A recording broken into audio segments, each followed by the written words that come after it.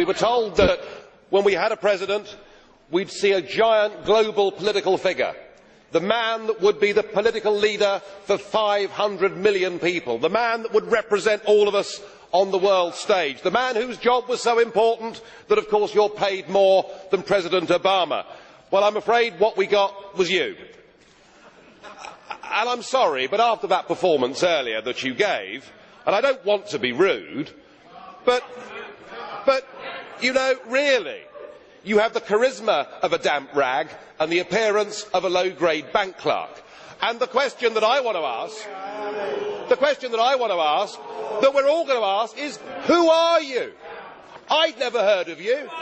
Nobody in Europe had ever heard of you. I would like to ask you, President, who voted for you? And what mechanism? Oh, I know democracy is not popular with you lot. And what mechanism do the peoples of Europe have to remove you? Is this European democracy?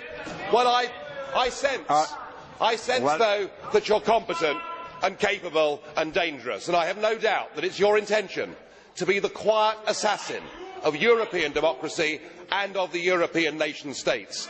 You appear to have a loathing for the very concept of the existence of nation states. Perhaps that's because you come from Belgium, which of course is pretty much a non-country.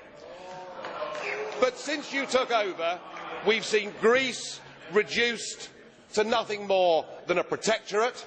Sir, you have no legitimacy in this job at all, and I can say with confidence that I can speak on behalf of the majority of the British people in saying we don't know you, we don't want you, and the sooner you're put out to grass, the better. Well, as you said, Mr. President, you wouldn't like to be rude, and I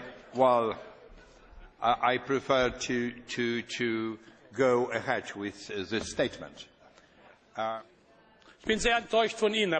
I'm very disappointed with you, President Buzek. It is not acceptable that in this Parliament a group chairman not only criticises the President of the Council, but calls him a wet rag.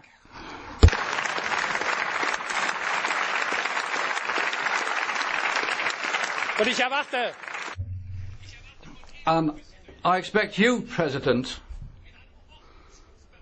to call this person to order.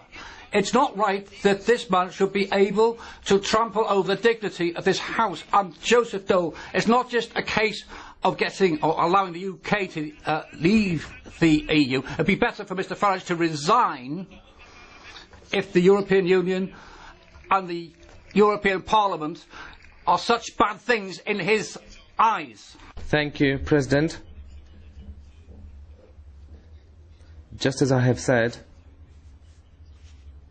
to President Farage previously, 2 months ago, and today I repeat this, these type of addresses, which are character assassinations of individuals, are inadmissible in the European Parliament, and I spoke to Mr Farage about it, and I drew his attention to it. Mr Schulz, I'd like to say that this is how I work, and that's my way of going about it.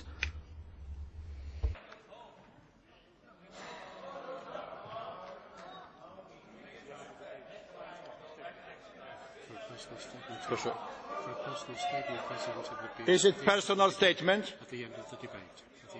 Bardzo proszę. The floor is yours. You may not like what I say, but just consider your behaviour. You, after the Irish people in a referendum voted no, said that our group had opened, by supporting the no vote, that we'd opened the door to fascism. You said that we had behaved as a group in the Parliament like Hitler and the Nazis in the Reichstag. We've been called by Danny Cohn-Bendit mentally weak. You know, it has to be, it can't be one way. It is not personal statement. Mr. President Farage, it is not personal statement. I am very sorry, it was not personal statement. We must keep order and all the regulations of our Parliament.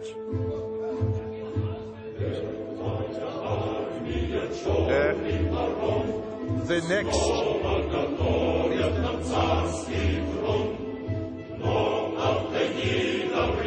Polski Farage.